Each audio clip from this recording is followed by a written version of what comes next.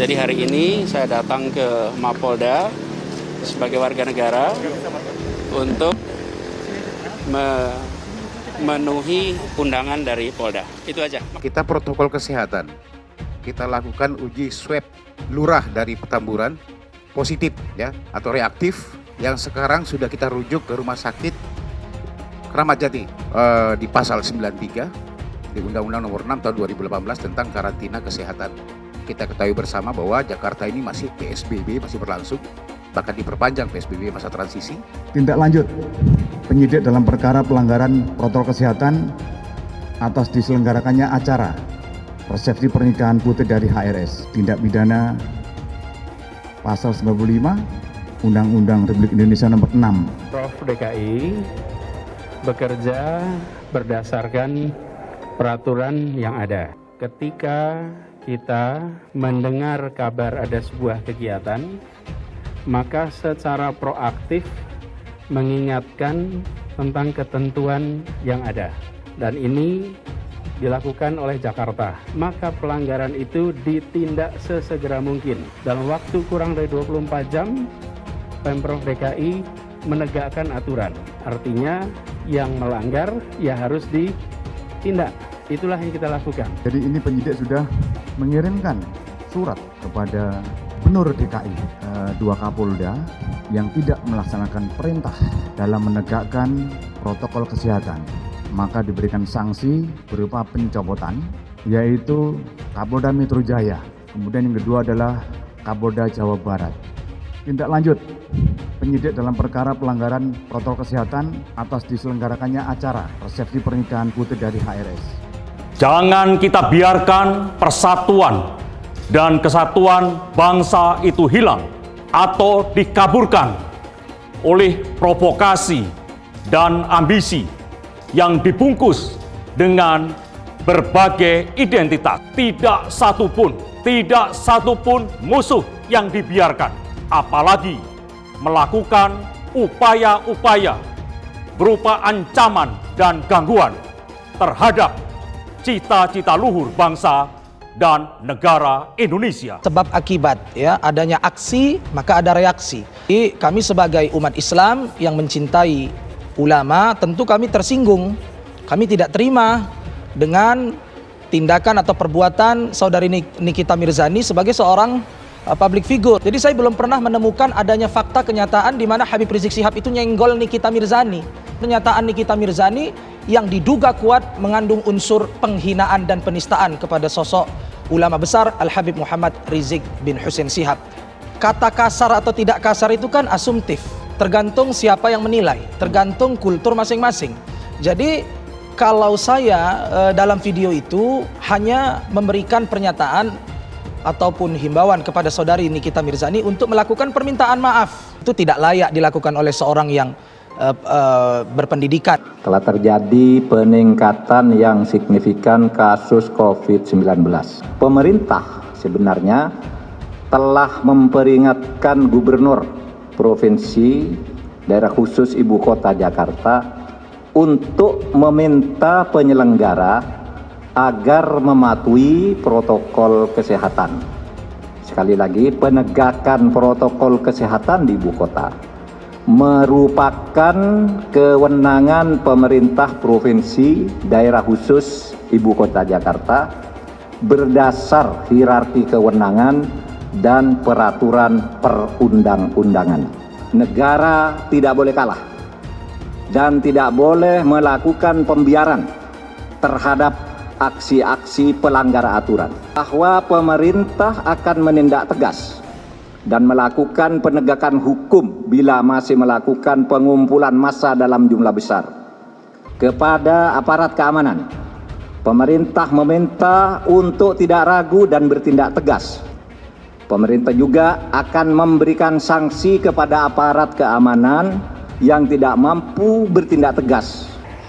Ini manusia yang mengaku Habib ini ya, yang mengaku katanya cucu Rasulullah, tapi Nyai tetap nggak percaya dia cucu Rasulullah ya, yang ngakunya Habib, yang ngakunya cucunya Nabi, tapi Nyai sih nggak percaya manusia ini cucunya Nabi ya. Bayangkan Habib teriak-teriak lonte katanya cucu Rasul, Ini yang jadi panutan manusia yang katanya yang bersorban itu, yang pembela agama itu. Ini Rizik lagi booking lonte gitu supaya nggak berisik gitu. Pantesan ya pendukungnya mulutnya semua sampah karena imam besarnya mulutnya juga sampah. Ya kan? Bilang-bilang gue takut, nggak ada gue takut di dunia ini ya, kecuali sama Tuhan gue. Selebihnya dari itu nggak ada yang gue takutin ya. Mau punya umat berapa ke, mau punya pasukan berapa, nggak ada urusan sama gue. Uang pajak gue ini yang kalian rusakin tuh fasilitas negara, bangke. Sekarang gue ngomong Habib tukang obat aja digede-gedein. Terus kalau ada yang namanya Habib tukang obat beneran, gimana? Tolong. Daripada lo jadi pengikut mereka, mending lo jadi pengikut gue. Jelas duitnya. Anjing lo pada cuma nyusahin negara doang lo. Ada lonte hina Habib. Sampai lonte ikut-ikutan ngomong.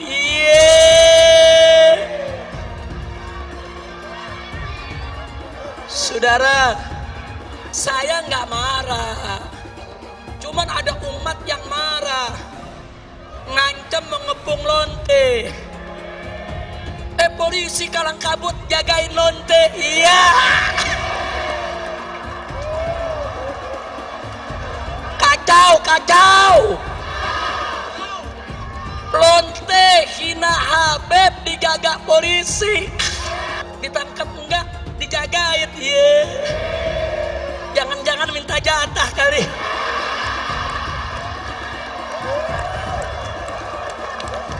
Dalam menjaga stabilitas nasional. Untuk itu, jangan kita biarkan persatuan dan kesatuan bangsa itu hilang oleh provokasi dan ambisi yang dibungkus dengan berbagai identitas. Seluruh prajurit TNI adalah alat utama pertahanan negara untuk melindungi segenap bangsa dan seluruh tumpah darah Indonesia. Tidak satupun musuh yang dibiarkan, apalagi melakukan upaya-upaya berupa ancaman dan gangguan terhadap cita-cita luhur bangsa dan negara Indonesia. Ketika bicara mengingkari janji atau tidak, maka lihatlah janjinya.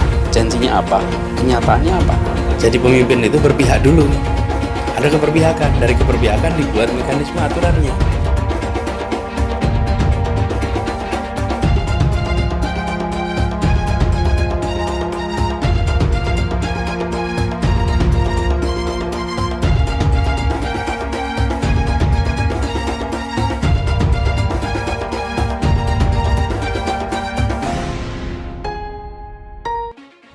Jangan ini berulang.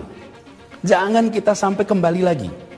Bila kita tidak disiplin, bila pusat perbelanjaan dibuka secara bebas tanpa protokol kesehatan, bila restoran dibuat penuh karena ingin kejar keuntungan, bila perkantoran memaksakan untuk semua orang masuk bersamaan mengejar target, bila ibadah massal dilakukan secara masif, terjadi kerumunan tanpa jarak aman, maka konsekuensinya kita bisa menyaksikan lonjakan kasus seakan kita kembali ke bulan-bulan sebelumnya. Dan bila itu sampai terjadi, maka Pemprov DKI Jakarta, gugus tugas DKI Jakarta tidak akan ragu, tidak menunda untuk menggunakan kewenangannya menghentikan kegiatan sosial ekonomi di masa transisi ini. Kecil yang nggak patuh protokol kesehatan didenda. Giliran ada yang bikin kerumunan ribuan orang berkali-kali dibiarkan. Ada yang dari luar, gubernurnya malah sowan. Kenapa takut? Padahal tegas itu yang dirindukan kami, rakyat Indonesia. Gubernur goblok. Dia janji mau nikah, dia janji ada semua, Kak. Saya kirim ke dia. Saya berbuat seperti ini karena perbuatan Habib sendiri. Nah, Habib merasa diteror, diancam, tertekan karena perbuatan Habib sendiri. Oh, Firza berarti bohong. Firza tidak hapus chat. Oh, tidak, saya hapus sih. Saya tidak mau sakit sendiri. Kayak gitu. Habib Rizik Syihab, mereka adalah penista agama, sudah dilaporkan bertahun-tahun, tetapi tetap saja tidak ditangkap oleh polisi karena polisi takut oleh umat mayoritas agama Islam. Saya tekankan sama kau, ya, kau coba-coba bermain rasis, radikal, Camkan itu kadrun, saya sampaikan.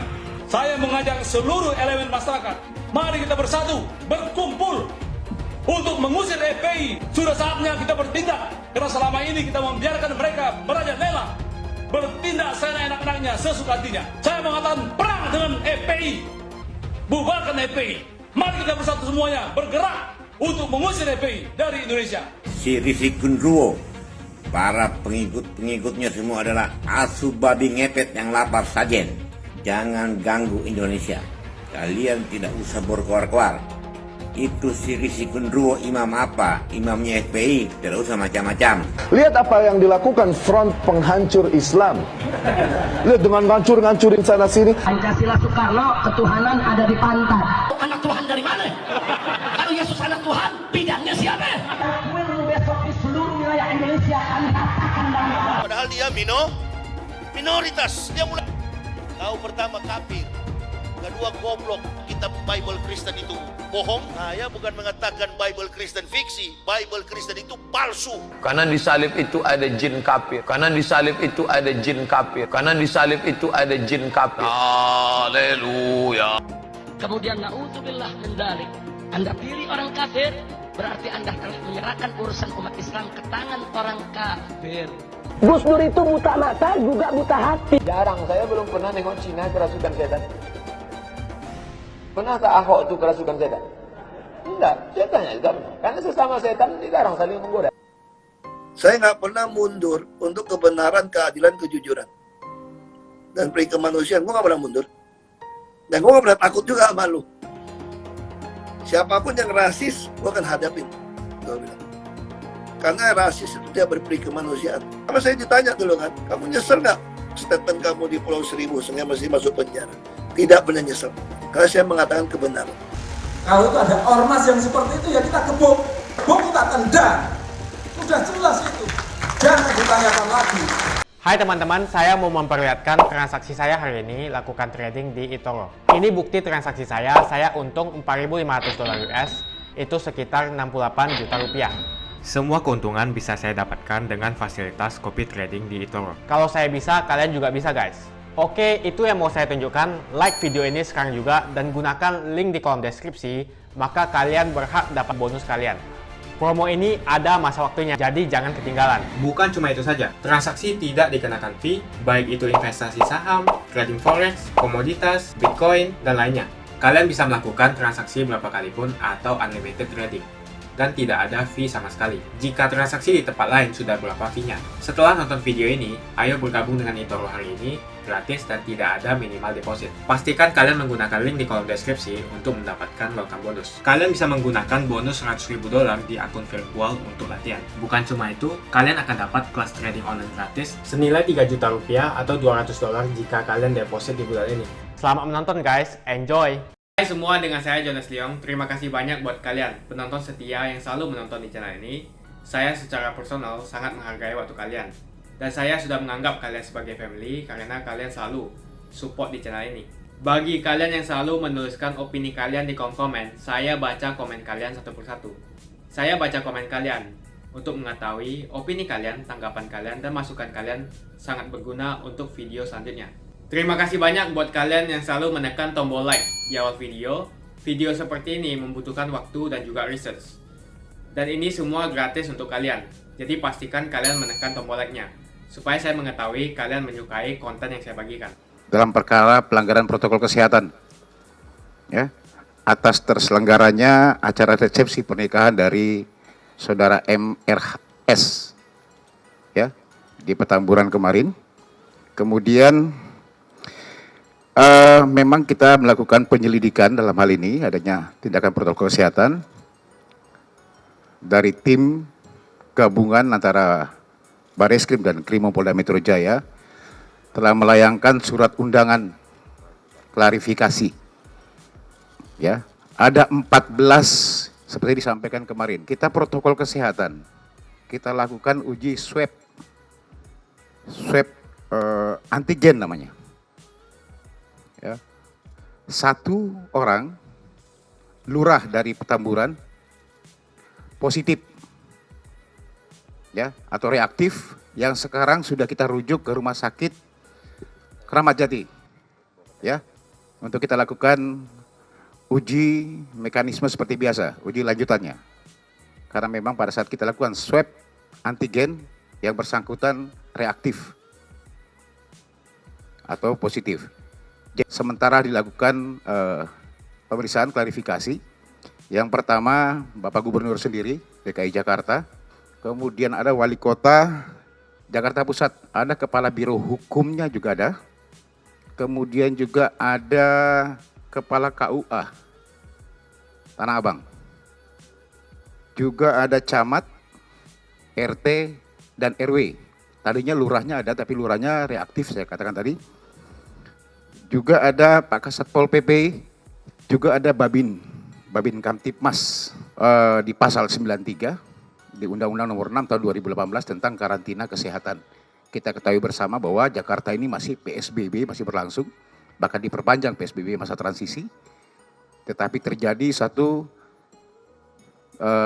tindakan kerumunan yang melanggar protokol kesehatan. Jadi apakah nanti akan dipanggil yang bersangkutan dan lain sebagainya sangat bergantung kepada hasil penyelidikan. Setelah hasil klarifikasi ini dilakukan dengan beberapa bukti, nanti baru akan dilakukan gelar perkara untuk dinaikkan menjadi penyidikan. Nah, proses penyidikannya ini langsung berlangsung, nanti baru menentukan siapa tersangkanya. Itu tahapan daripada penyelidikan. Nah, ini kita sudah mulai kepada tahap yang pertama, yaitu klarifikasi. Kepada siapa klarifikasi itu dilakukan? Satu, kepada pemerintah daerah. Untuk apa? Menjawab pertanyaan yang tadi, untuk bisa menjelaskan status DKI saat ini. Kalau status DKI saat ini dalam keadaan PSBB, maka ada ketentuan lain. Ketentuan lain itu ada kekarantinaan. Karantina itu bentuknya macam-macam. Ada karantina rumah, ada karantina rumah sakit, ada karantina wilayah, ada PSBB. Itu termasuk bagian daripada kekarantinaan. Pertanyaannya kepada para penyelenggara pemerintahan, bagaimana ketentuannya? Ada yang dilanggar tidak dengan acara itu? Kalau memang ada yang dilanggar, maka telah terjadi pidana. Kalau telah terjadi pidana, maka akan dilakukan gelar perkara untuk menentukan ada atau tidak ada pidananya, baru kemudian dinaikkan kepada proses penyidikan. Jadi apa yang terjadi ini harus diketahui secara cerdas oleh masyarakat, oleh media, oleh ruang publik, bahwa ini hanya terkait dengan hukum sebab akibat, ya, adanya aksi maka ada reaksi. Jadi apa yang saya utarakan di sosial media terkait dengan dugaan pencemaran nama baik atau ujaran kebencian, hinaan yang dilakukan saudari Nikita Mirzani itu merupakan reaksi. Jadi kami sebagai umat Islam yang mencintai ulama, tentu kami tersinggung. Kami tidak terima dengan tindakan atau perbuatan saudari Nikita Mirzani sebagai seorang public figure. Itu tidak layak dilakukan oleh seorang yang berpendidikan, terpelajar. Yang saya herankan seperti ini, sejarah perjalanan dakwah Habib Muhammad Rizik bin Hussein Shihab di negara kesatuan Republik Indonesia tercinta ini, beliau tidak pernah itu ngurusin yang namanya perempuan, artis, itu nggak pernah. Jadi saya belum pernah menemukan adanya fakta kenyataan di mana Habib Rizik Shihab itu nyenggol Nikita Mirzani, ya, ngusik Nikita Mirzani. Itu yang saya herankan. Lalu kenapa Nikita Mirzani dalam hal ini di saat umat Islam sedang euforia menyambut kepulangan ulamanya yang kurang lebih beberapa tahun tidak pulang-pulang, ya, hijrah ke Mekah, kemudian umat menyambut dengan penuh cinta sampai bandara dipenuhi oleh simpatisan, oleh pecintanya, loversnya. Kemudian tiba-tiba muncul pernyataan Nikita Mirzani yang diduga kuat mengandung unsur penghinaan dan penistaan kepada sosok ulama besar Al-Habib Muhammad Rizik bin Hussein Shihab. Kami tersinggung, kami tidak terima. Jadi apa yang kami lakukan ini sebetulnya hanyalah reaksi dari adanya aksi itu. Kata kasar atau tidak kasar itu kan asumtif, tergantung siapa yang menilai, tergantung kultur masing-masing. Jadi kalau saya dalam video itu hanya memberikan pernyataan ataupun himbauan kepada saudari Nikita Mirzani untuk melakukan permintaan maaf, ya, permintaan maaf, permohonan maaf secara terbuka, sebagaimana beliau juga sudah melakukan tindakan yang diduga kuat. Permasalahan apakah itu kotor atau tidak, fakta kenyataan dengan mata terbuka kita masyarakat bisa menilai dan melihat, memandang bagaimana tindakan, ya, perbuatan, ucapan, track record saudari Nikita Mirzani ini di sosial media itu jauh lebih kotor, jauh lebih asusila, jauh lebih tidak beradab. Ini orang harus cerdas menilai. Jadi apa yang kami lakukan itu tidak seberapa dengan keadaan yang ada seperti. Balik kepada saudari Nikita Mirzani, dalam waktu dekat ini insya Allah saya kuasakan kekuasa hukum kami dalam hal ini, Ibu Elsa Syarif dan Bapak Pitra Ramadan. Dugaan penistaan dan penghinaan kepada imam besar kami Al Habib Muhammad Rizik Syihab, dan yang kedua dugaan penghinaan yang jauh lebih parah dari itu. Jadi saudari Nikita Mirzani ini yang perlu diketahui ya secara objektif, bukan sekali dua kali melakukan tindakan-tindakan yang ngawur seperti itu.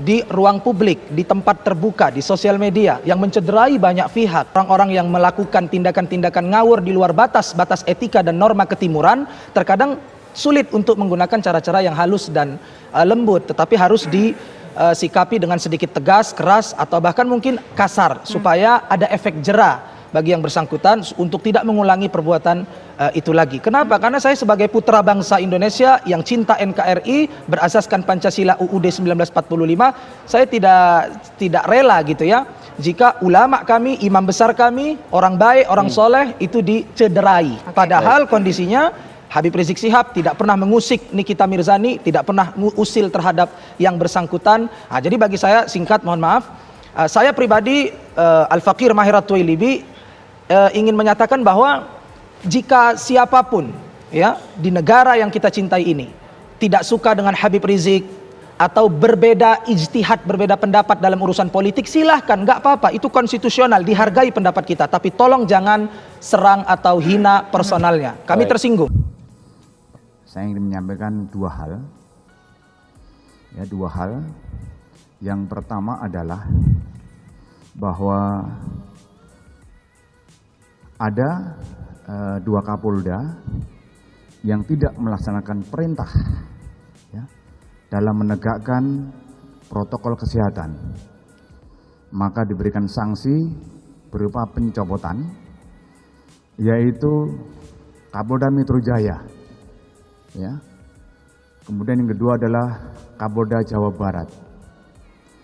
Jadi sesuai dengan TR Kapolri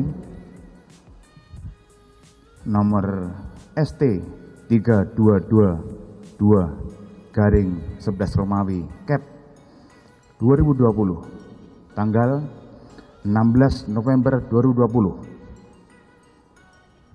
tentang pemberhentian dari dan pengangkatan dalam jabatan di lingkungan Polri ya, yaitu Irjen Pol Dr. Andes Nana Sujana, Kapolda Metro Jaya, diangkat jabatan baru sebagai Korps Ali Kapolri.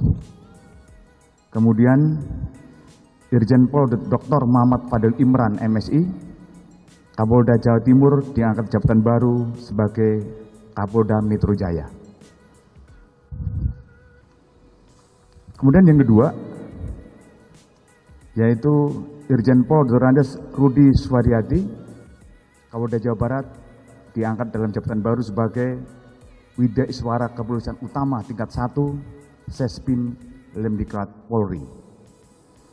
Kemudian penggantinya adalah Irjen Pol Dr. Andes Ahmad Doviri sebagai Aslo Kapolri sebagai Kapolda Jawa Barat. Itu teman-teman, itu yang pertama yang kami sampaikan berkaitan dengan protokol kesehatan. Dan yang kedua, tindak lanjut penyidik dalam perkara pelanggaran protokol kesehatan atas diselenggarakannya acara resepsi pernikahan putri dari HRS. Jadi ini penyidik sudah mengirimkan surat klarifikasi ya, kepada anggota BIMAS yang bertugas himbau protokol kesehatan, kepada RT, kepada RW, kepada Satpam maupun Linmas, dan kemudian lurah, ya, camat, dan wali kota Jakarta Pusat kemudian dari KUA, dari Satgas COVID-19, Biro Hukum DKI, dan Gubernur DKI, Biro Hukum Kemenkes RI, dan kemudian beberapa tamu yang hadir.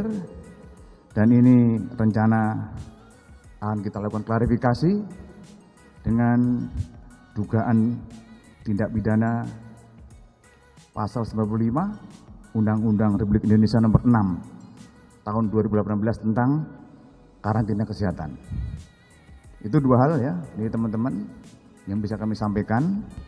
Tentunya itu bisa jelaskan apa diapakan, kita semua kita klarifikasi ya. Kita tunggu saja prosesnya ya di situ. Jadi ini tim dari Barreskrim Polri dan Polda Metro Jaya nanti akan menangani daripada kasus tersebut.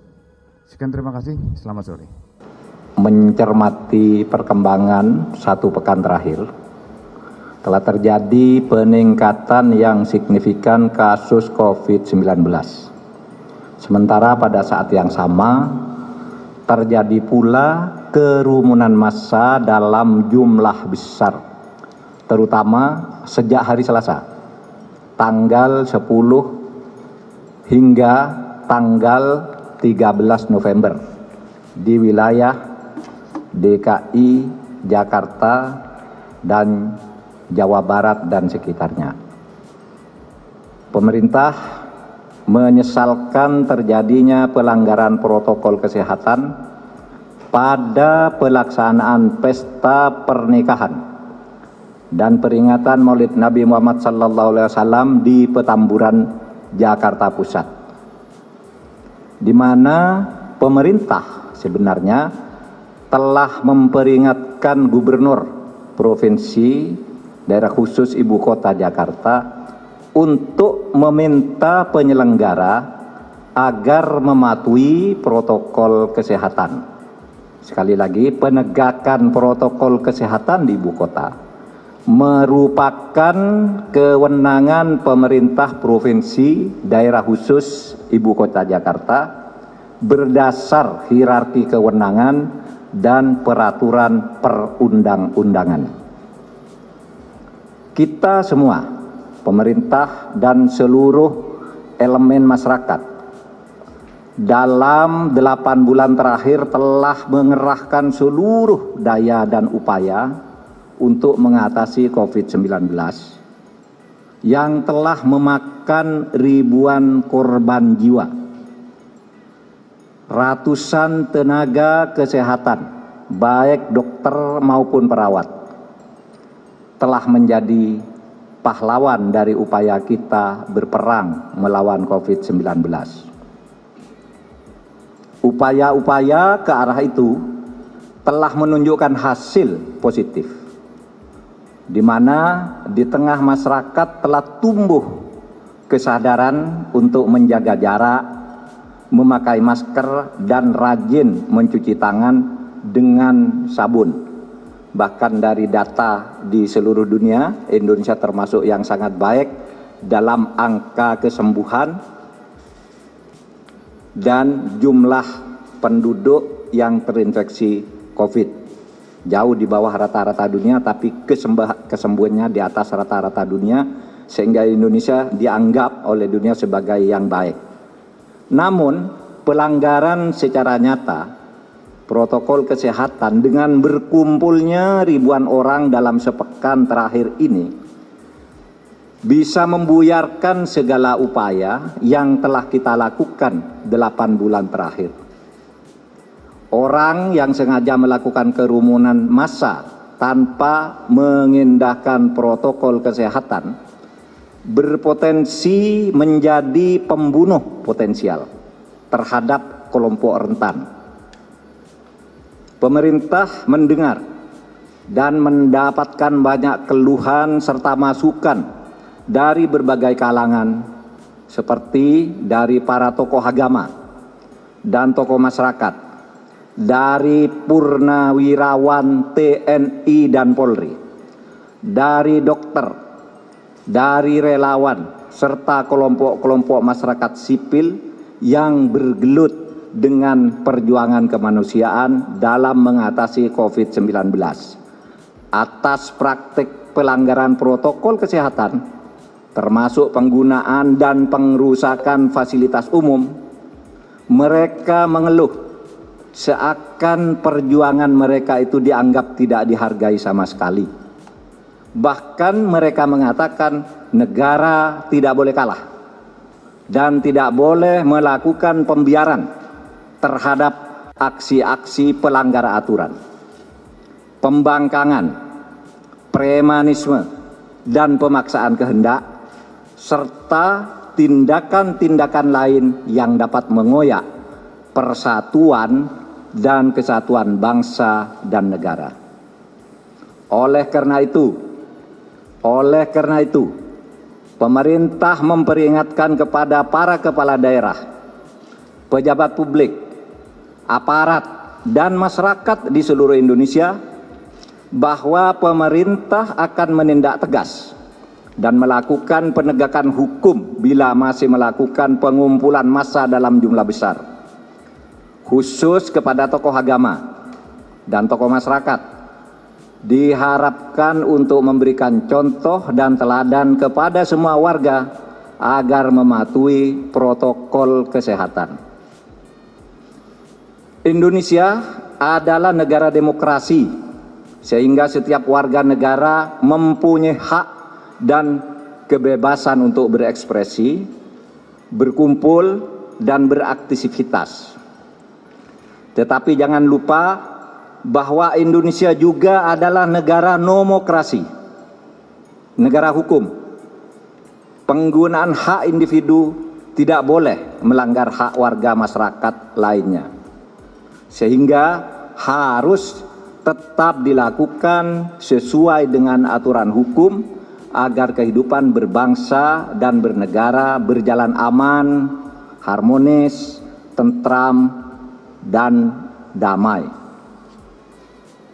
Kepada aparat keamanan,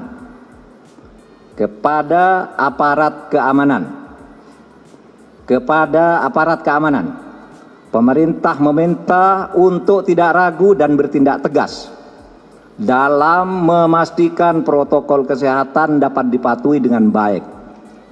Pemerintah juga akan memberikan sanksi kepada aparat keamanan yang tidak mampu bertindak tegas dalam memastikan terlaksananya protokol kesehatan COVID-19. Yang gua sekarang, tuh, lu lihat jambul gua. Udah lagi bukan jambul katulistiwa, lu lihat bulu mata gua ini, udah bukan pakai bulu mata biasa, pakai bulu jembut, dicampur sama bulu ketek, tahu kalian, hah? Tolol, bilang-bilang gua takut, nggak ada gua takut di dunia ini ya, kecuali sama Tuhan gua, sama orang tua gua yang sudah almarhum dan anak-anak gua. Selebihnya dari itu nggak ada yang gue takutin ya. Mau siapa kek, mau punya umat berapa kek, mau punya pasukan berapa, nggak ada urusan sama gue. Kecuali lu udah makan petir, ya, udah makan batu, makan tai, baru gue takut. Ya, kalau masih makan nasi, nih nasi begini, nggak ada gue takut-takutnya. Paham lo? Lu mau punya pasukan berapa juga kagak takut gue. Gue ini warga Indonesia ya. Warga Indonesia yang taat pajak, tahu peraturan ya. Gua ini ya pemasok juga keuangan negara. Tahu uang pajak gua ini yang kalian rusakin tuh fasilitas negara, bangke. Sekarang gua ngomong Habib tukang obat aja digede-gedein. Terus kalau ada yang namanya Habib tukang obat beneran, gimana? Tolol. Kira gua takut apa? Nggak ada gua takut-takutnya. Perang menor apa bibir gua ini? Tuh tete gue di belakang sampai ketawa-ketawa ya, gara-gara lu semua ya, haram jadah lu semua. Ini ada lagi siapa ya itu Sony itu bacotnya udah kayak sampah. Lu lihat ya, lu berhadapan sama siapa? Gua wanita Amazon, gak akan biarin lu berkeliaran di luar, tempat lu di penjara, tahu nggak? Penjara. Lu boleh lawan siapa aja, nggak ada yang lawan lu, tapi jangan lu lawan gua. Apa lu cuma ngelawan gua doang, mesti bawa pasukan? Cah, cemen lu. Tuh, gua lempar. Sendiri dong kalau berani. Udah nyuruh orang datang, ibu-ibu, nenek-nenek lagi, udah pada mau mati, lu pada suruh datang ke sini, tolol. Daripada lu jadi pengikut mereka, mending lu jadi pengikut gua. Jelas duitnya. Anjing lu pada cuma nyusahin negara doang lu. Bikin rusuh terus lo. Kepikir negara ini dibangun dari yang ngakunya Habib, yang ngakunya cucunya Nabi, tapi isi nggak percaya manusia ini cucunya Nabi ya. Manusia yang katanya ulama ini ya, katanya ulama ya, tapi dengar sendiri ya mulut manusia ini yang bernama Rizik Syihab ya. Jamaah di masjid. Di masjid itu orang datang ke masjid orang suci, masjidnya juga suci. Kemudian rumahnya juga nambah Allah. Masa sih corona mau masuk ke rumah Allah? Kalau ingin ya tidak terterjang oleh corona, dekatilah Allah. Corona itu adalah makhluk Allah, kita juga makhluk Allah. Corona datang, musibah-musibah datang, tiada lain dan tiada bukan saudara, pasti kesalahan ini ada kaitannya. Apa kaitannya? Karena Habib Rizik tidak boleh kembali ke tanah air, Allah Ta'ala murka dan Allah kirimkan corona ke Indonesia sudah. Hai teman-teman, kalian sudah membuka akun untuk melakukan investasi atau trading? Jika belum, membuka rekening di eToro gratis loh. Bahkan cuma butuh 5 menit saja. Cepat dan simple. Dan semua bisa dilakukan secara online. Sampai saat ini ketika kita mau melakukan investasi saham atau trading forex, kita masih menggunakan cara yang kuno. Seperti kita menelpon banker atau broker yang melakukan atau mengeksekusi transaksi kita. Tapi apakah kalian tahu di eToro kita membeli saham atau forex, kita cuma login, lalu memilih apa yang kita mau, lalu masukin angka berapa banyak yang ingin kita beli, lalu tinggal klik. Sesimpel itu. Sampai saat ini kita bingung mau investasi saham luar negeri, trading forex, komoditas, dan cryptocurrency di mana tepatnya. Kita bisa transaksi semua trading ini di eToro. eToro merupakan one-stop shopping. Sampai saat ini kita membayar fee di setiap transaksi kepada banker atau broker. Setiap kita melakukan transaksi jual beli, biasanya kita dipotong fee oleh platform kita. Kalau dalam 1 bulan kalian melakukan transaksi 1 kali, mungkin tidak terasa. Coba kalian melakukan trading sebanyak 100 kali. Sudah berapa fee-nya? Misalnya kalian membeli saham Google dengan fee per transaksi $10. Jika kalian membeli saham Google 10 kali, maka fee transaksi sudah $100. Belum lagi kita akan dikenakan fee ketika kita menjual saham itu. Itulah sebabnya saya memilih eToro, karena tidak ada fee sama sekali. Saya ulangi, di eToro tidak ada fee sama sekali ketika kalian melakukan transaksi. Dan yang kedua, kalian bisa melakukan unlimited trading atau trading sebanyak apapun. Ya, kalian bisa melakukan trading 10 kali, 100 kali, 1000 kali dalam sehari tanpa dikenakan fee. Jadi berapa banyak uang yang kita hemat dari fee saja. Sampai saat ini ketika uang dana kita dikelola oleh manajer keuangan, terkadang kita tidak diberitahu ketika akan melakukan transaksi. Bahkan investasi kita dipotong biaya. Dan kita dibikin bingung karena kurangnya transparansi. Kita juga bingung memilih investasi manajer yang bagus untuk mengelola investasi kita. Alhasil, investasi kita bukannya untung malah rugi. Bahkan yang lebih ekstrim, kita tertipu oleh manajer investasi yang ilegal. Tapi apakah kalian tahu di eToro ada fasilitas yang namanya copy trade, di mana kita bisa menduplikasikan investasi atau trading yang dilakukan oleh trader profesional. Semua data terbuka dan transparan dan kita bisa melihat performance sampai 10 tahun yang lalu. Dengan fasilitas ini, kamu tidak usah lagi menelpon manajer keuangan kamu untuk melakukan trading. Atau pusing investasi kamu merugi dikelola oleh manajer keuangan. Di eToro kita bisa memilih investor profesional yang sesuai dengan yang kita sukai. Dan di eToro banyak sekali profesional investor yang keuntungannya di atas 50%. Bulan ini saya profit 140%. Jika kalian ingin profit seperti saya, kalian tinggal menggunakan fasilitas copy trade. Jadi ketika saya profit, maka otomatis kalian akan mendapatkan profit.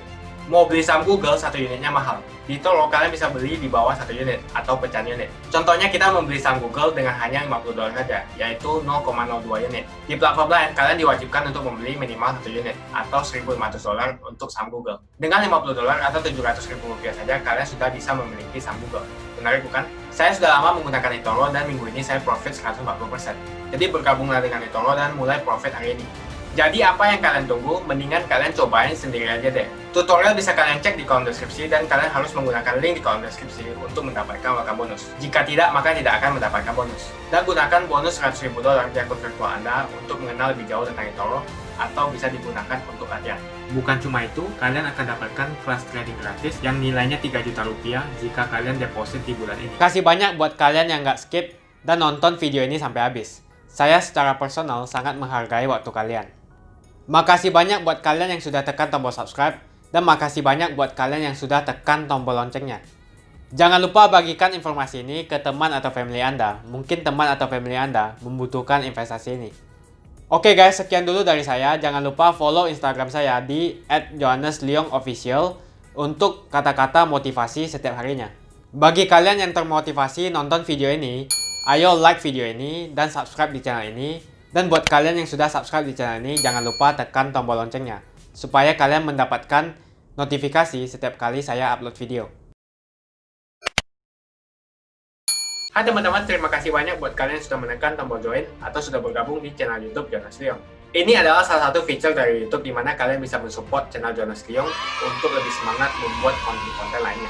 Apa kelebihan ketika kalian join membernya Jonas Liong? Yang pertama, kalian akan mendapatkan badge atau tanda khusus untuk kalian semua, seperti ini. Kita mulai dari new member, 1 bulan, 2 bulan, 6 bulan, 1 tahun, dan juga 2 tahun. Jadi semakin lama kalian berlangganan dengan membershipnya Jonas Liong, maka badge Anda akan berevolusi menjadi lebih bagus dan menjadi lebih baik lagi. Yang kedua, kalian bisa menggunakan banyak emoticon yang bisa Anda pakai, seperti ini. Jadi kalian bisa berekspresi menggunakan emoticon yang sudah saya sesuaikan untuk kalian semua pendukung Jonas Liong. Tentu saja ada perbedaan antara orang yang belum membership dan sudah. Dari segi tampilan nama yang di-highlight dan juga logo di samping nama ketika Anda komen. Dan juga komen kalian akan lebih sering saya reply dan juga akan saya pin atau feature di setiap video.